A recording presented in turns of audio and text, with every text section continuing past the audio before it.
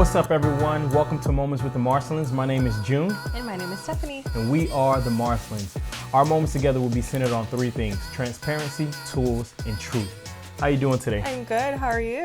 I'm doing great. You are looking fine, girl. Oh, you're so sweet. Thank you. You look amazing, as always. I mean, I just got on some sweats and a hoodie, but you just make it happen. You look great. You look great, girl. For real. So, just thought I'd say that. How's your week been? It's been good. Can't complain. I think it's been a week of also just kind of like reflection, remembrance of just what Good Friday, Easter ultimately means to us. And so just thankful for that. It's been a good reflective week. How about you? I would say the same thing. It's been a great week. As you know, we're celebrating Easter. And so just kind of remembering what Jesus did for us. Right. And so it's just a reminder that God loves us and he is faithful. And I'm thankful for the opportunity to get to do what he's called us to do. Right. And so what are we talking about today? Today we're talking about the cycle that you need. So when we hear the word cycle, sometimes it has like a bad stigma, just like a bad vibe attached to it. But not all cycles are bad. This is actually a cycle that we learned early on in our marriage. And so it really just stems off being able to navigate your emotions in a healthy way. I don't know about you, but I didn't grow up in a place, an environment where that was really cherished and celebrated.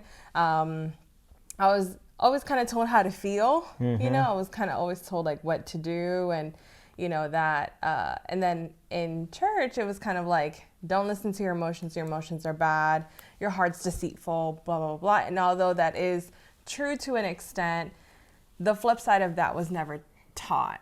So just like when you do have emotions, how do you navigate that in a healthy way? And so I didn't come to learn that until my early 20s. So, how is that for you?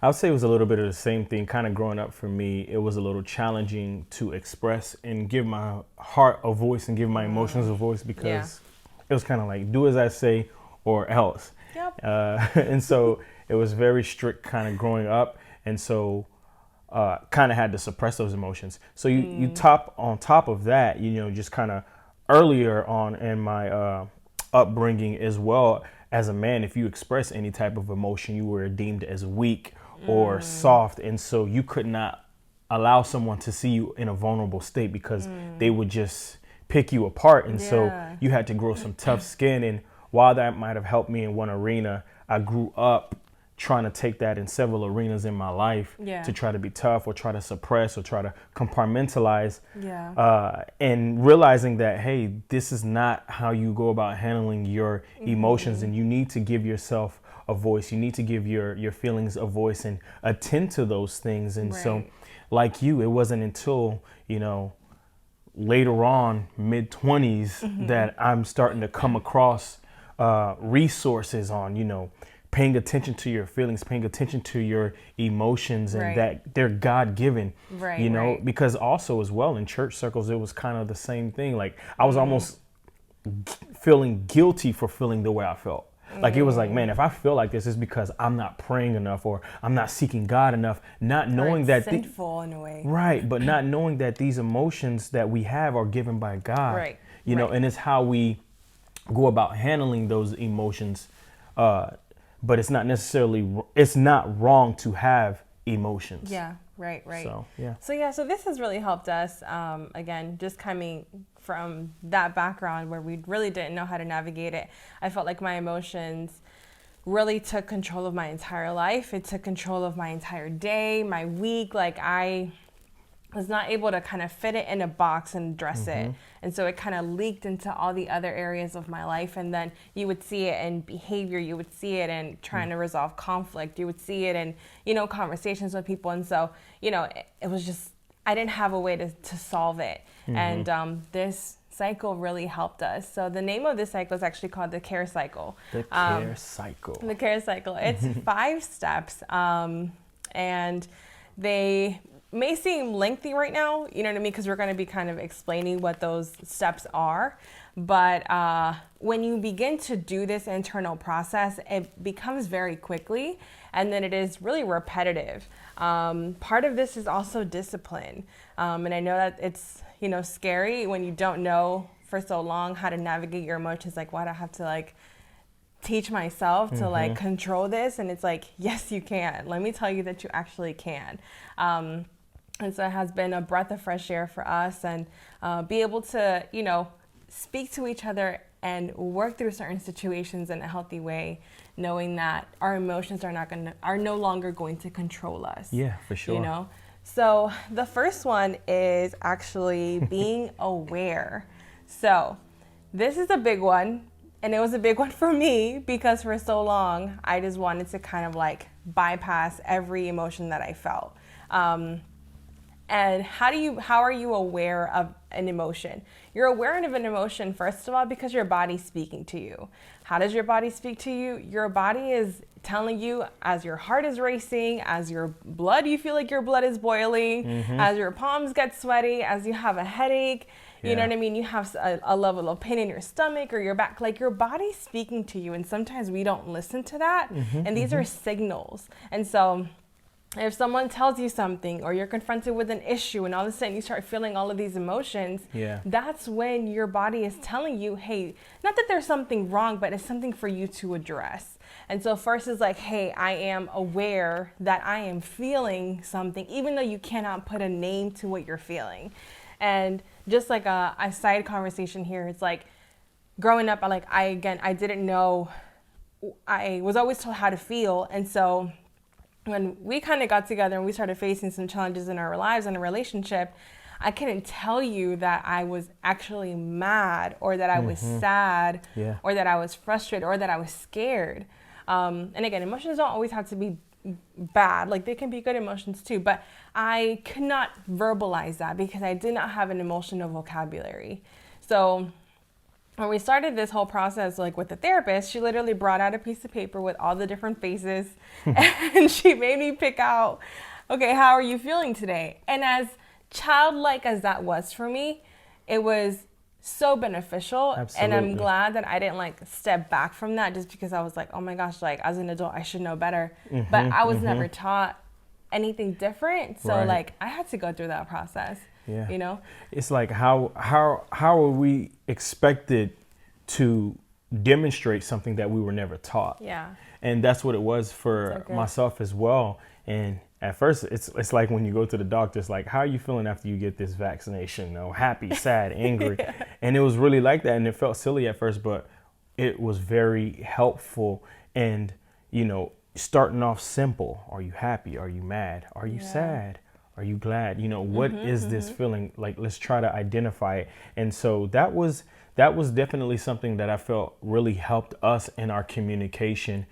Because up until that point, it was just butting of heads, but we really couldn't understand. Both wanted the same thing, but just didn't know how to go about expressing it. Correct. And so it wasn't until then that we were able to get that assistance that we needed, that, hey, you know what? Something is off. I don't know what it is. I can't necessarily explain it, but my body feels a little off. I have a headache. I feel like my heart's racing. I'm afraid. I don't know why, but the awareness of it. And so that's the first step when we talk about the care cycle, is that you have to be aware. And so being aware means that you need to have your antennas up. You need to, pay attention to those signals, pay attention to, to your body. God gave us our body. He gives us alarm system to let us know when something is off, if you're fatigued, if what is going on, and so God has given us the wisdom to be able to learn and from that. And so, which goes into the second point. So the first step in a care cycle is awareness, but the second step, because you have to move beyond just awareness, but the second step is acceptance. You have to accept the emotion that you're feeling. And this step right here is very challenging for people, because it's you would want to believe that everything is okay with you and that there's nothing wrong. I'm good. I'm good. That happened 5 years ago. I don't need a hug. I don't want to talk to anybody. I'm good. And sometimes we replace, our emotions and how we feel and we think we're doing good because of what we're, doing physically. Like, so whether it's academics, jobs, we try to fill in those emotions with tasks and things like that, and things that we've conquered. So we equate what we define as success with how we're doing spiritually and emotionally. And not knowing that people who have all the success, who have all the riches, may not necessarily be doing good emotionally. It's interesting, and I'm thankful that I'm doing, just as we're talking right now, even being reminded of it, the life of Solomon. And when he's writing in the book of Ecclesiastes, and I want to say it's the 4th chapter, and Solomon had everything that you can ask for. Right. But yet there was still an emptiness and a void.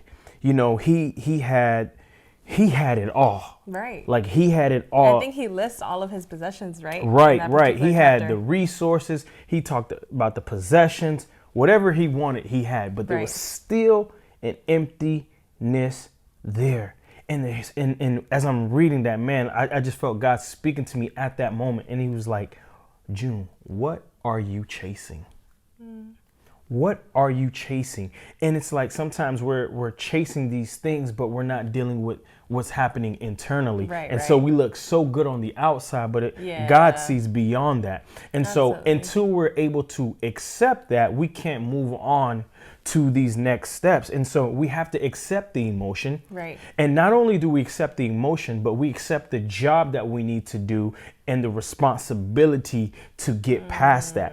See, because for an example, if someone has done something to you, they've hurt you, they've offended you, and you're dealing and you're struggling with forgiving this person, you are a slave to that person. You're a slave to that person. And so if you want true freedom, if you want true healing, you have to accept the job. You have to accept the emotion, accept the job. You know what? I got to get through this. I got to get through this process. And so the price tag on freedom is responsibility. The price tag on freedom is responsibility. If you truly want freedom, it's going to take responsibility. It's going to take you accepting the emotion that you have and also you accepting the job. You know what? I don't want to stay like this. I want to get past this. I want to grow as an individual. That's so good. That's so good. I think, that's definitely a challenge, because even with responsibility, like there's a weight that carries, right? And it's like understanding that regardless of how ugly this might be for me, having to like confront that or face those emotions or face those feelings, and those feelings are sometimes, tied to like past hurts and issues that have never been addressed. It's understanding that, at the end, there's a greater outcome, and that I need to do that first through this, through accepting this. The third one is actually as well, and this is what makes, I think, this different than any other like assessment or like emotional test or whatever that is out there, is that you actually allow God in. And so good. And this might be like, wait, what? I'm allowing God? Yes, God created your emotions. So why isn't he able to then help within that as well? And so it's within this internal dialogue that you're just like, you know what, God, I need you to help me in this. And the thing is that the Holy Spirit is a counselor. He is our counselor.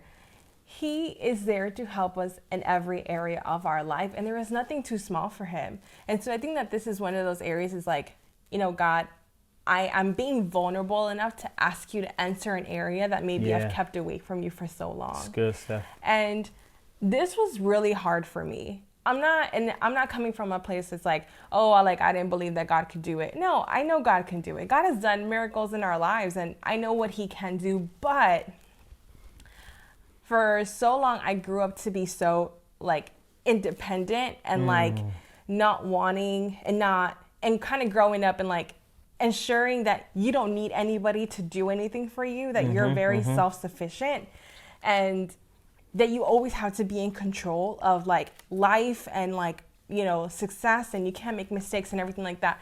So this was extremely hard for me to be like, I actually need help in this area. That's good. Because I have no control, or I felt like I had no control over my emotions. I felt like they just like really just took over my entire life. Like if something happened, like I wasn't able to just like, you know, sit with that and not let it affect relationships or anything else. And when I began doing this internal like cycle, and it was just like, God, I need you to help me with this.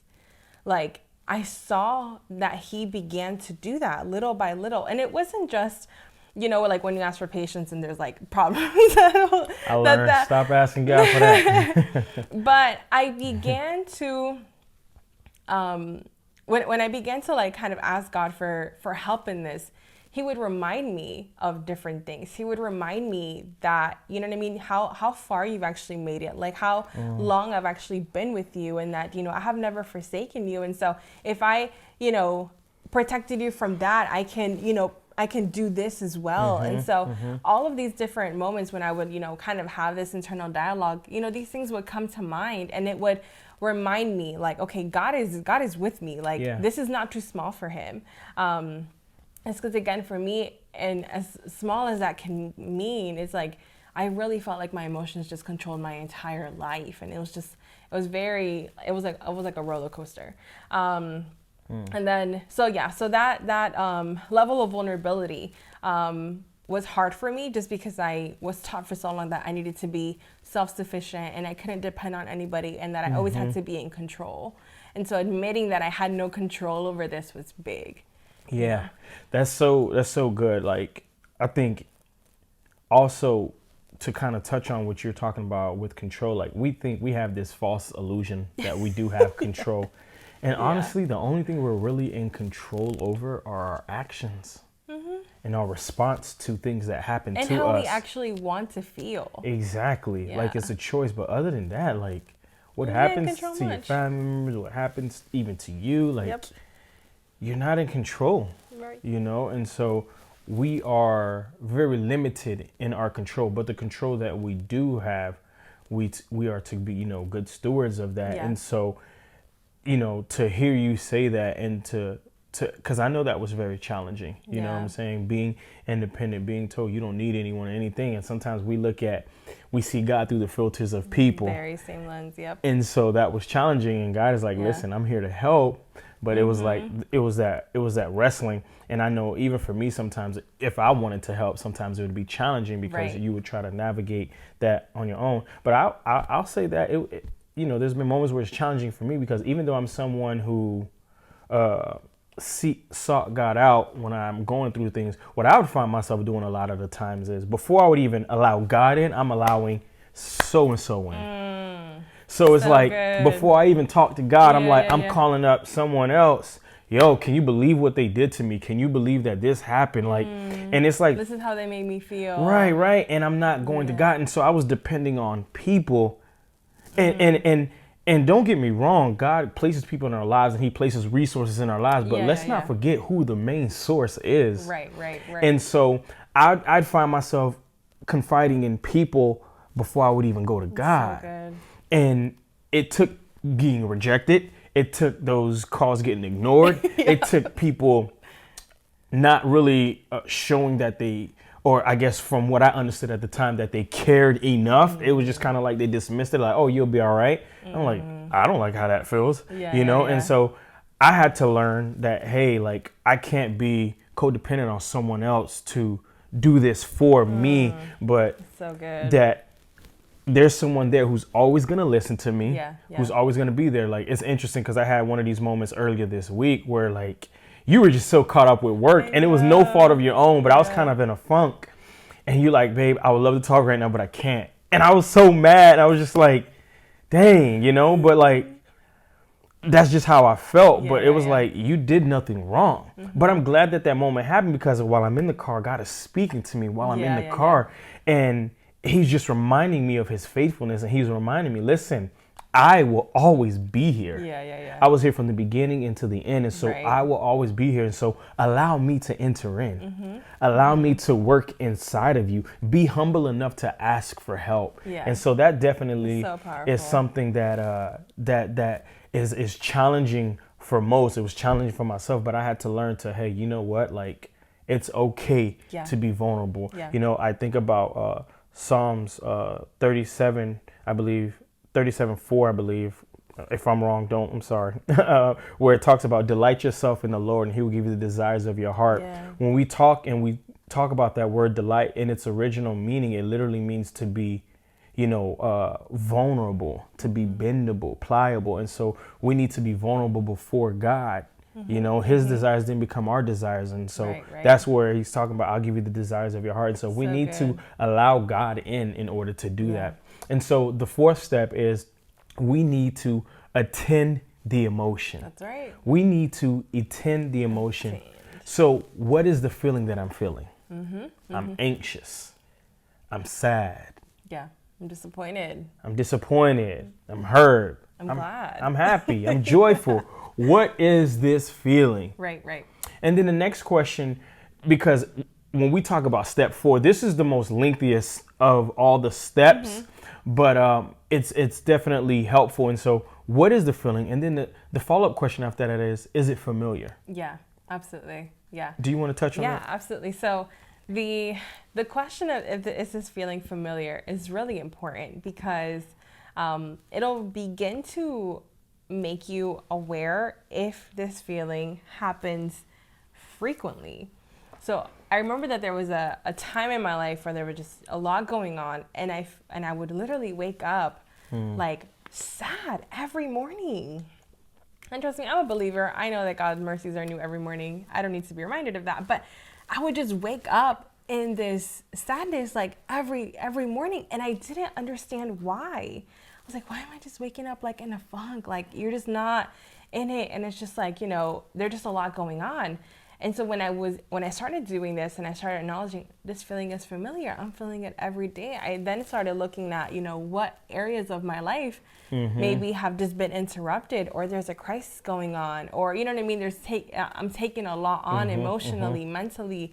I'm not giving myself time to grieve or time to take a break. You know what I mean? Life is too busy and too rushed, whatever the case is. And so you are able to do this analysis of your life and then contributed that back to, okay, this is why I'm feeling like this every day. Should you feel like that every day? No, but sometimes you're not aware that this has become a routine in your life. And so that question really helped me kind of, uncover and unpack that. That's good. Another follow-up question to that is, am I amping it up? This is a big one. This is a big one. Because if you're honest and you're vulnerable, like I'm about to be right now, then you can definitely relate. Where there's some times where I'm creating scenarios in my head.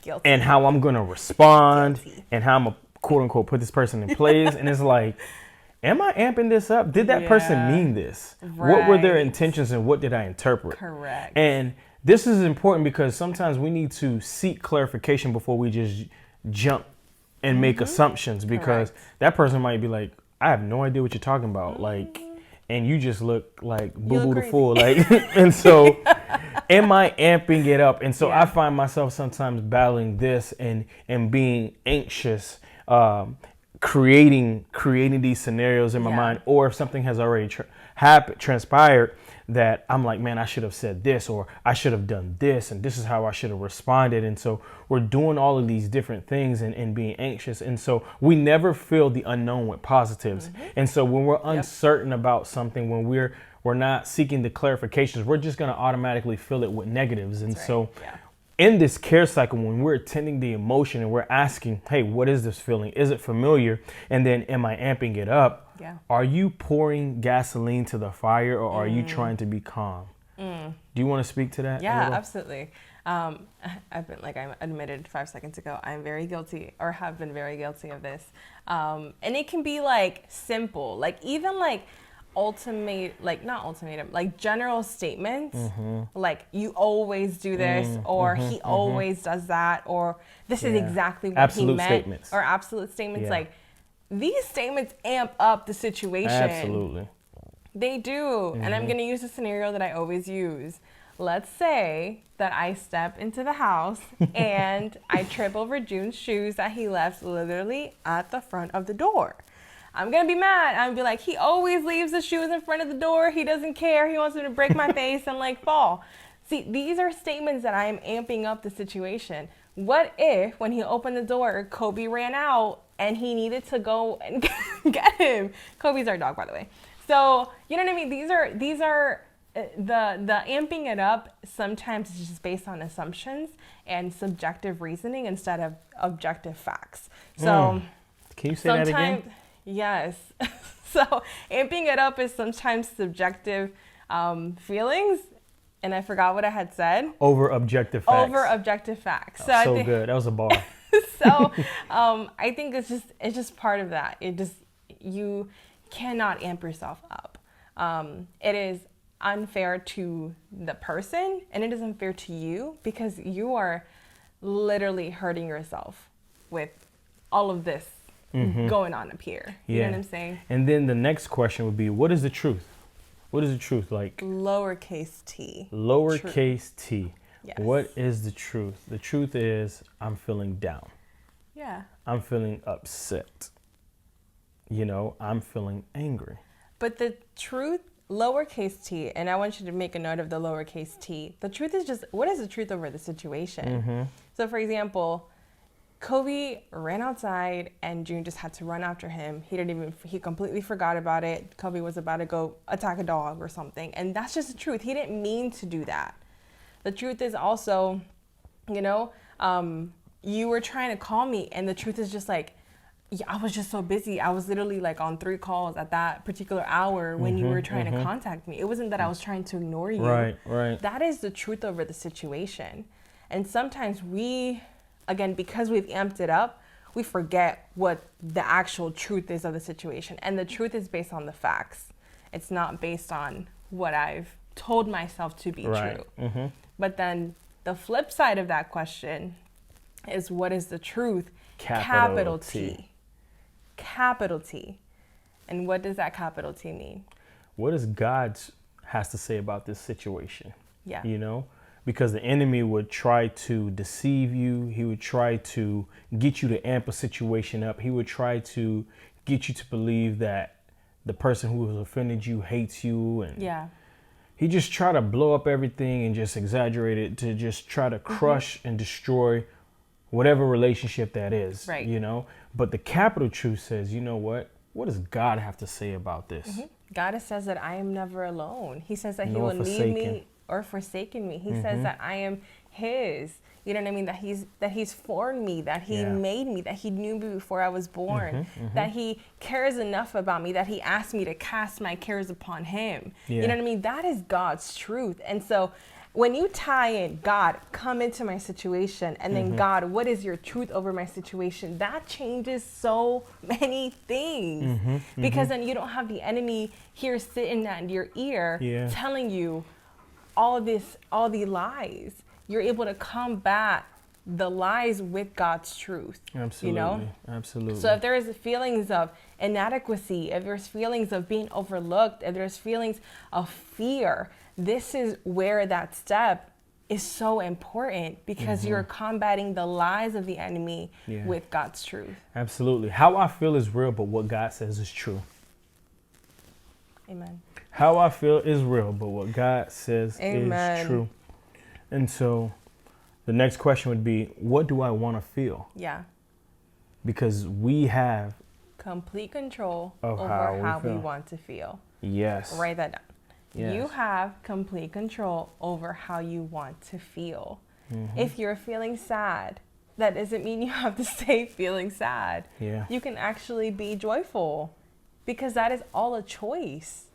And so what do I want to feel? Okay, you know what? If I am feeling, anxious, I want to feel like at peace. You know, if I am feeling, just burdened, I want to feel light. You know what I mean? I want to feel joyful. Whatever the case may be. And so these are all different things that you'll begin to answer with this question.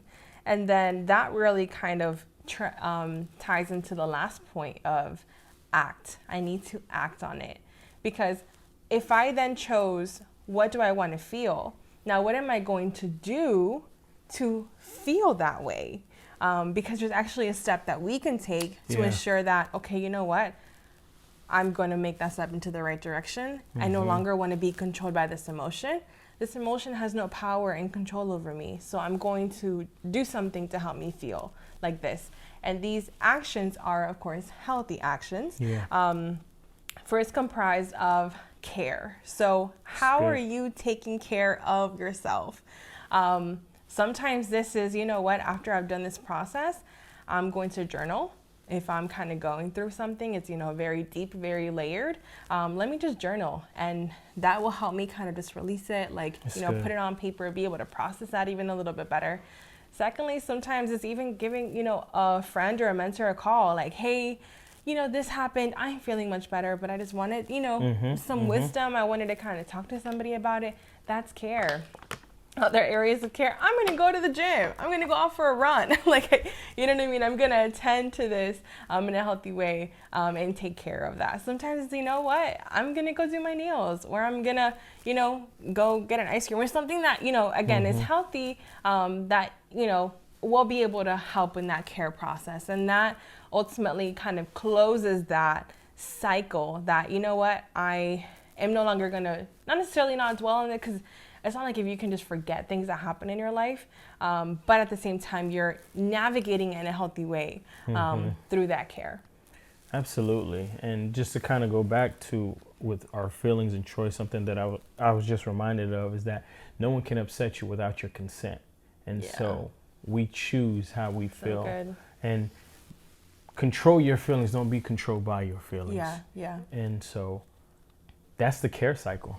That's the care cycle in a nutshell. Awareness, acceptance, allowing God, attend a situation, and act on it. So 5 A's. Kind of like what y'all got on your report cards. Some of y'all. Listen, we want to thank y'all for tuning in to Moments with the Marcelins. Thank y'all for the support. Make sure that you share with a friend, that you subscribe, that you hit the notification bell, and let us know your thoughts. Send us some questions so we can answer them here on the podcast. So thank you again. Y'all take care. God bless and much love.